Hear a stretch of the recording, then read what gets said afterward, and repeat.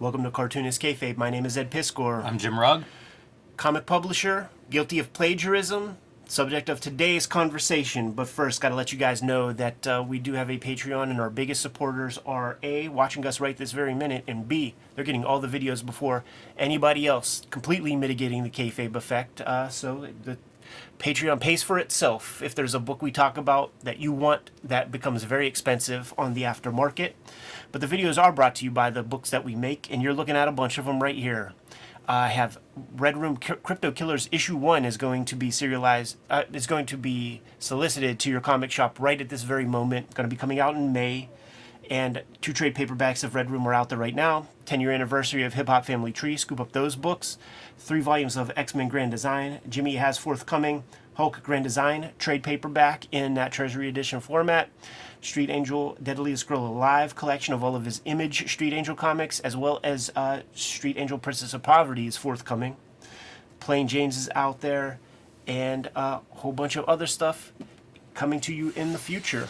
Without further ado, Jimmy, we have from Fantagraphics, You Can't Disable the Power of My Label, Ray Bradbury, Home to Stay, the complete Ray Bradbury EC Comics stories. Shouts to Uncle Mike Catron, who sent these to us after taking a look at our Love and Rockets box set video, where we were very vocal about, Fantagraphics, we're friends. Send us comics. Whatever press comics you have, you got to send a set to us to shout about the books on our giant wide platform. Mike hits us up and is like, want that Ray Bradbury joint? And I said, fuck yes, I want that Ray Bradbury joint. It is sweet. Amazing way to kind of package another round of EC Comics. You've seen it packaged 1,000 different ways. And Fantagraphics will do this stuff that's like, artist based, where it's like, here's the George Evans book of a bunch of stories. Here's the Jack Davis book of a bunch of stories. I like the smorgasbord. EC Comics, to me, it's an anthology. Like, I don't want 100 Wally Wood stories at once necessarily. I want to see Jack Davis against Bill Elder, yada yada. You're getting that here with all the artists involved throughout the 4 or so 5-year association Ray Bradbury had with EC Comics that came about through plagiarism, essentially. Yes. This is an absolutely brilliant book. You just don't know how these weeks are going to go whenever we're like, let's do this book, let's do that book. What a pleasure to spend a week looking at this book every night. I think, as you say, these comics have been basically in print since the 50s, in one form or another. This is a brilliant way to package them. And for people watching at home that maybe don't own any EC, what a way to jump into the deep end, because you get so many of those artists represented. And this edition itself, as we get into it, the art is gorgeous. Yes. It makes me wonder, it feels like the same size or damn close to the same size as those library set editions. The Russ Cochran joints? Very close to that. And so you get that oversized, you get the black and white, which really shows off these artists nicely, and it's crisp. Yes. Some of the fine lines, man, beautiful reproductions on this thing. Ray Bradbury, up to this point, had, I think, 2 collections out of short stories, because they print up one of his bios from the issues in the back here, and he's working on the 3rd book collection, which would be... That's probably right here, right? His bio? Or this is the update, this is the current... Gotcha. Yeah, there's the one that they would do on all the artists, that would be on the inside covers. Try to find that real quick. One of the interesting back matter stories is whenever he realizes that EC's using his stories, he can't even afford the lawyer costs to take him to court, and instead writes this clever letter that's pretty well known, saying, "Oh, you guys, you forgot to pay me for that one," and what a great marriage. The revelation was that he was prepared to sue them. He was prepared to just go do what one does when they see that their work is being plagiarized. You sue them. The lawyers wanted $2,000. I didn't have $2,000 thinking money, because that's what the lawyers wanted for retainer to do it. And in his words, he said more people should be Christian minded and good citizens and think positive about their fellow man. So he thought of this approach. You need the letter, right? Like, this book cannot exist if you do not print that letter in its pages, which they were very good about doing. And not only is he like, listen, yeah, send me that check for $50, but what if we do more? What if you do a whole issue of my stuff? It must be a gas to see your work adapted in this way, especially if you're Ray Bradbury, who is a comic fan, who, as a kid, part of fandom, he was a part of fandom with Isaac Asimov and the editors of DC Comics, Julie Schwartz, like all those guys. They were the early fandom guys, man. He was clipping out Buck Rogers and all of that kind of material from the daily strips, and said that, you know, his mom got rid of this shit. So this dude is deep. Some reader brings these comics to Ray Bradbury, is like, hey man, they're adapting your shit. And he makes note of that. The cool thing about this book, the way that it's laid out, you have Dark Carnival, which is a Ray Bradbury collection. You have Dark Carnival Variations. These are some of the first adaptations EC would do in crunch time. In this forward matter here, this frontis work, talks about how Feldstein and Gaines needed to come up with a story every day by 5 p.m. to hand off to the letterer. And if a story, they're batting something out and it doesn't work, they still need something by 5 p.m. So Feldstein is taking a little bit of this story from Ray Bradbury, a little bit of that story, and making something a little different. It might even take some aesthetic piece. Like, there's this like guy that has no bones and is just like a blob. And you start with that and work your way back. You know, that's something that was, you know, the end result of a Ray Bradbury story. And you kind of create your own thing, but the aesthetic comes from that comic. So that's the variations. And then there was Martian Chronicles. So you have all the adaptation of Martian Chronicles stories, but then you have the variants where they were inspired by the Ray Bradbury stuff, but didn't take or adapt the piece wholesale. And then the book that Bradbury was kind of working on while all this stuff was going down was The Illustrated Man.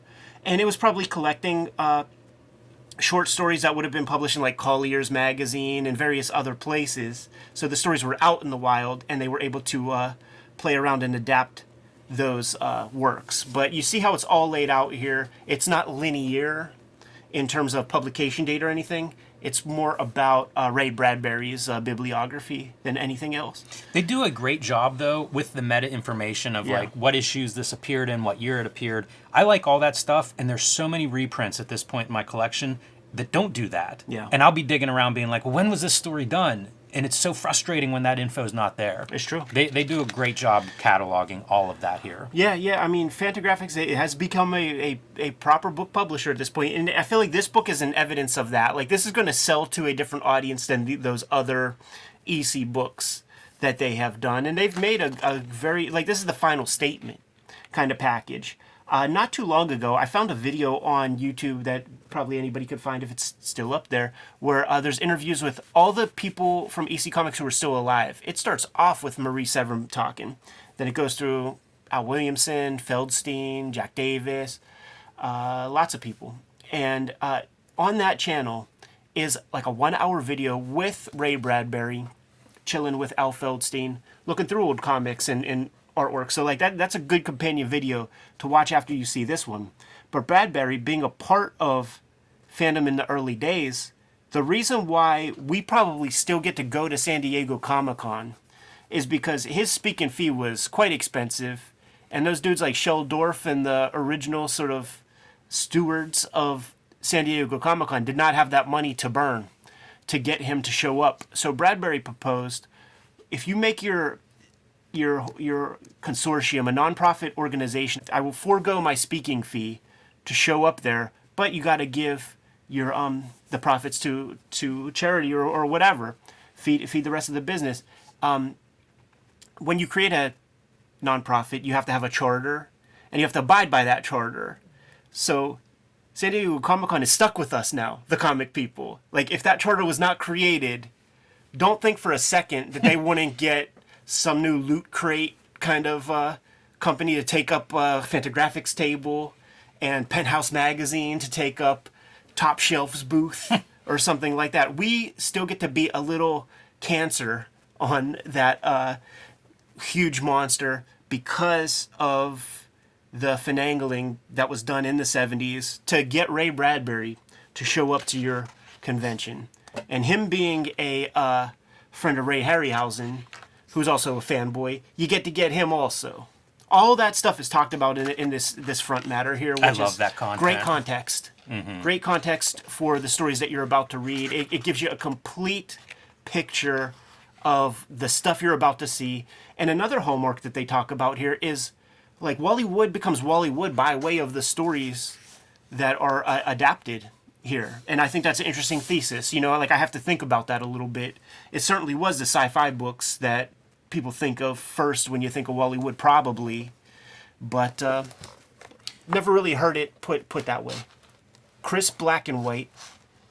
Joe Orlando here, and Yeah. it made me think because we've looked at Swamp Thing recently. Right. And Joe Orlando, your editor, it's just so interesting to see kind of the lines of these guys. You know, the careers they go through, the connections that span generations in a weird way. Yep. All key artists are represented, and you just know that Ray Bradbury was waxing all over the place. This is one of the great shock suspense stories. Yeah, I was gonna say, let's linger on this for a second. All these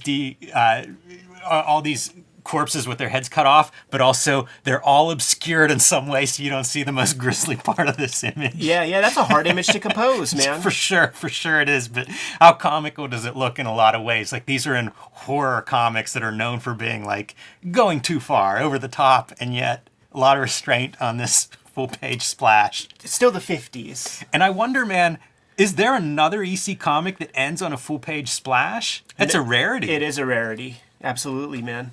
Super fun though. If you're gonna bang one out, I can't imagine a better image. That's from Shock Suspense Stories. I remember buying this comic at a flea market and getting to that page because I know how to read that shit. You do not have all restraint. Do not look at that last panel. Jack Kamen may be the MVP for me going through this collection. So many stories by Kamen, and he's not a guy. You think of like the big EC guys, and he's not a guy at the top of my list. But he is represented a lot in this collection, and it shines, man. All of this work looks phenomenal. As you can see, like the black and white is just so crisp. They did a great job, Fanta, on the reproduction.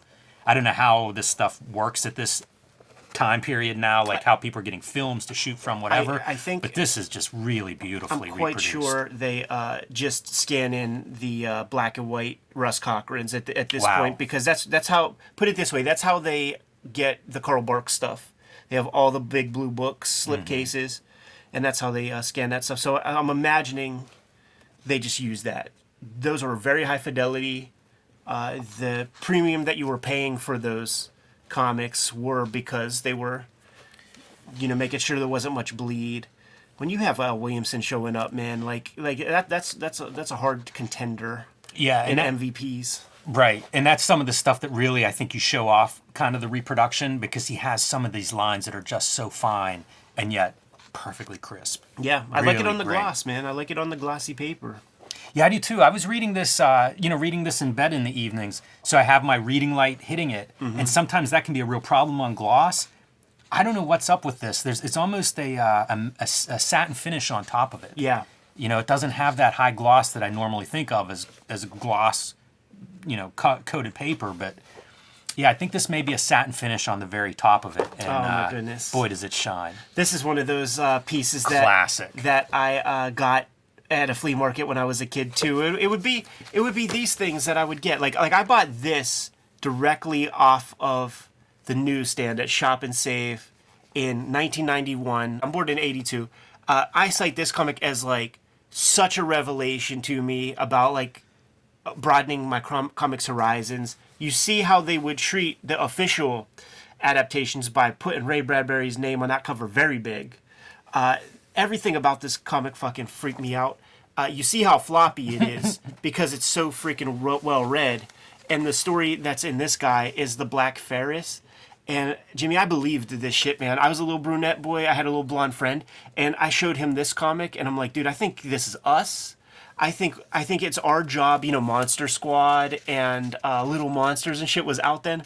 I was like, dude, I think it's our job to hunt demons and shit. Castlevania was out, and we would like go through the woods and pick up debris and be like, I think this is an amulet from Dracula. Like we would do that shit, and this was like our Bible, man.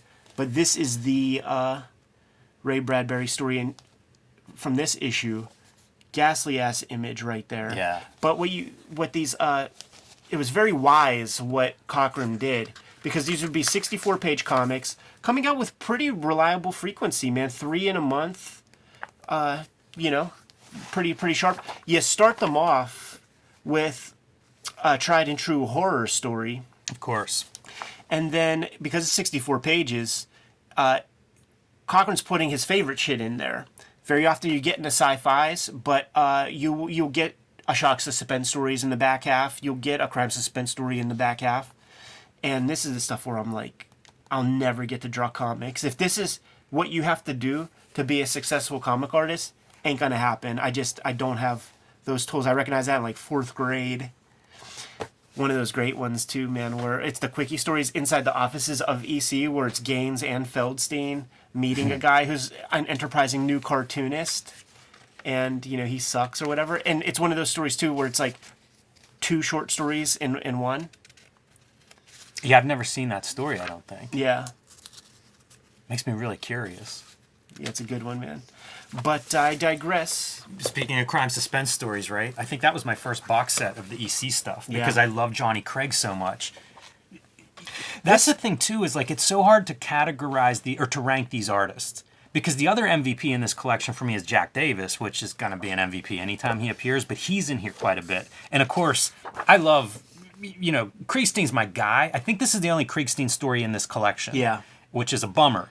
But another example of like the lines that are being reproduced here, what must these lines have looked like in the original printings of these books? Just mud. It's wild what he's putting down on the page, knowing how they're going to reproduce. This is an important story too, man. Like when I would have storytelling classes at art school, the teacher wanted me to, like, this was a part of the first EC box set that I had. It was the Incredible Science Fantasy one with the Frazetta cover.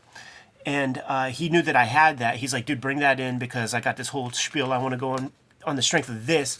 And he's talking about how like the lines like flow from panel to panel. He called it Gestalt theory, where there would just be these kind of flowing compositions from one panel to the next. But then like there will be bits up here that connect with bits down here to create this like holistic piece, but well composed panels individually and pushing you into the next panel. Plus, you can't sneeze at the fact that the line art is based on the subject matter of the story too, which is something that Kriegstein was very, very sharp at doing. There is no other person like Kriegstein. No. We're so lucky that he got hooked up with EC so that we get to see him shine on many of these stories. Some of my favorite collaborations in pen and ink are the Severin Elder collaboration. Brilliant. Where those guys are when they're singing, they did a Kurtzman War books together a lot. A very few of these other sci-fi stories and things, but like it's just such a pleasing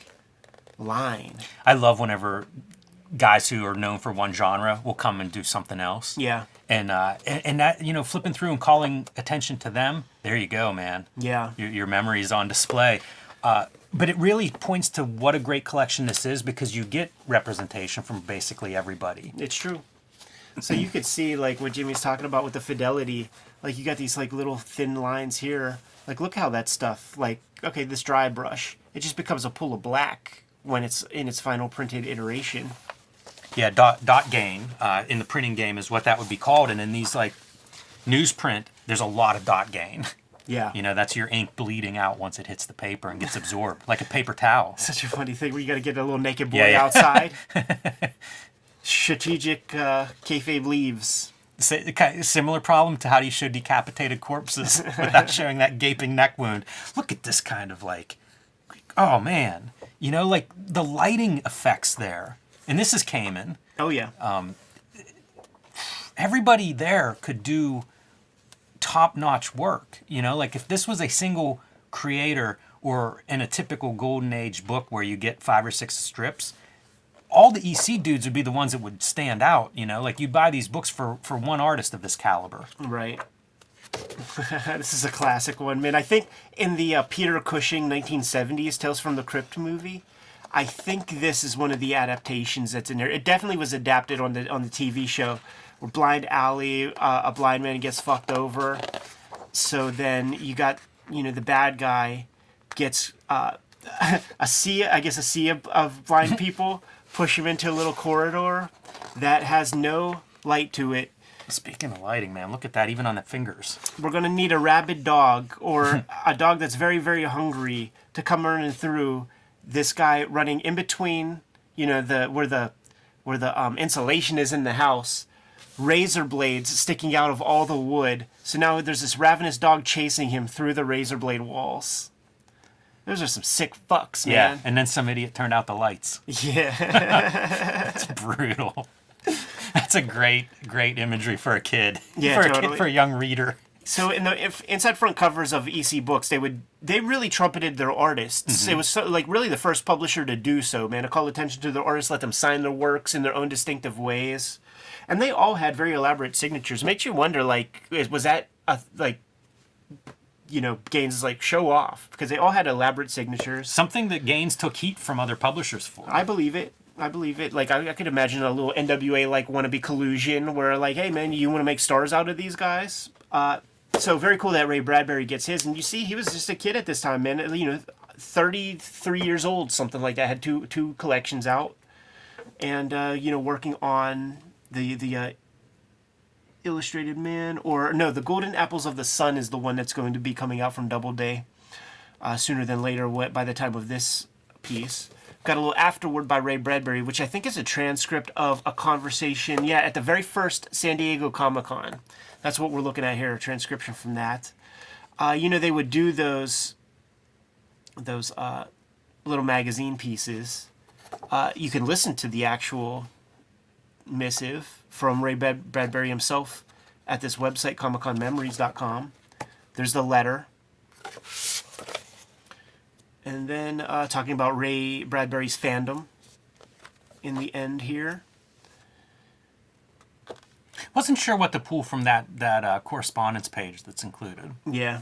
I guess people just appreciating Ray Bradbury back in the day. Yeah. I think it's just from one specific letter. It's not a gang of stuff. All this is the stuff that's talking about it's a Wally Wood article. Right. Just talking about how he sort of came into his own. Yeah, that evolution over a couple years. A little bit of artisan edition type energy. Yeah, always great to see this kind of stuff. And I've mentioned this a couple times, but you can see what would have been the blue line. Sure. And maybe they were gray printed at the time. And that would have some of the ruled lines and things like that on them. So early on, the comics were branding their boards and passing them out. There goes your covers. I guess these are the ones where they're stealing. You'll see Ray Bradbury's name all big. Frazetta paperback covers. For Bradbury, dude. It's a sphere of influence, Jimmy. How smart is it on not just Bradbury's part, but also EC's when they're let's keep doing this and let's put the name on the cover. Oh, totally. It's just...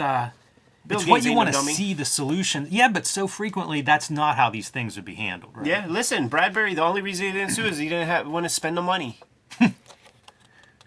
That's such a revelation. These late period paintings that Feldstein would do, I used to get the Russ Cochran catalogs, and these originals would be for sale, and I couldn't believe it because, even as a kid, they weren't that, it was $2,000, which is that's couple years allowance, but it's not so much. If I had that money, I would buy that, no problem. Really good Reader's Digest bios for everybody, and it's everybody.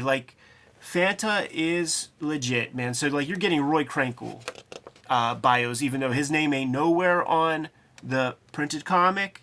They know that the Flegel gang is putting this shit together, and that Roy Krenkel was drawing those backgrounds. Yeah, it's interesting. It's almost revising some of the credit boxes. Yeah. Because I think that Krenkel is cited in that table of contents Sure. under a couple of the stories that he worked on. Yeah, absolutely. And he's gets a name call out in the back. Yeah. You want to call... does he? Am I Roy allowed? Krenkel. Okay, yeah. Carl Wessler is one of the writers that would be doing some of the adapting. Yeah, like I say, they have come so far in these kind of reprints and archival material and the background material. it really adds to a book like this. Great package. All the Ray Bradbury stories. It makes so much sense that this exists. And for your Bradbury fans at home, man. This is one of those gifts, like I always think, like when I was a kid, it was like, you know what? Should only buy comics for everybody. Yeah. But it's a challenge. This would check off a lot of lists, you know, Yeah. for the sci-fi fans, for the readers in your life that maybe aren't into comics yet, but do enjoy some genre work. This would be a beautiful gift book. It's the truth. And shouts to Uncle Mike Catron for sending us a couple copies to show off, man. Very proud to share this with the Cartoonist Kayfabe audience. But there it is. Kayfabers, like, follow, subscribe to the YouTube channel. Hit the bell. We can notify you when new vids are available. And we do have a Patreon for our biggest supporters out there. You are, if you're part of that, you could be watching us stream these recording sessions live. You get all the videos before anybody else does. Completely mitigates the kayfabe effect. And Jimmy, tell the people what you have out there. Hulk Grand Design, Street Angel Princess of Poverty. Pre-order, reserve those books at your local comic shop or wherever you buy books. Street Angel Deadliest Girl Alive and the Plain Janes, also available and in print now. You can join me on patreon.com/JimRugg, where you can see more of my original art. You can download out-of-print zines and mini comics. I just posted some Blue Line templates that are free for anybody to download and use. And you can keep up with my upcoming comics there on my Patreon. Red Room Crypto Killers issue 1 is being solicited to your local comic shop at this very moment. Murder on the Dark Web for Fun and Profit is the name of the game. With Red Room Comics, you can hit my Patreon up. I'm serializing the new Red Room stuff before it hits paper. $3 for the archive there. There are 2 existing Red Room trade paperbacks out there. Red Room The Antisocial Network and Red Room Trigger Warnings. Hip Hop Family Tree is celebrating its 10-year anniversary this year. Thanks for pumping up those numbers on the Amazon aftermarkets. X-Men Grand Design, 3 volumes of that in existence, and you'll find the occasional WYSIWYG if you look good and hard enough. Jimmy, what else do we have out there, dude? Subscribe to the Cartoonist Kayfabe e-newsletter at the links below this video. You can also find Cartoonist Kayfabe t-shirts, mugs, stickers, fanny packs, and more merch at our spread shop. That link is also under this video. Fantastic way to support the channel. Given those marching orders, Jim, we'll be on our way. Read more comics.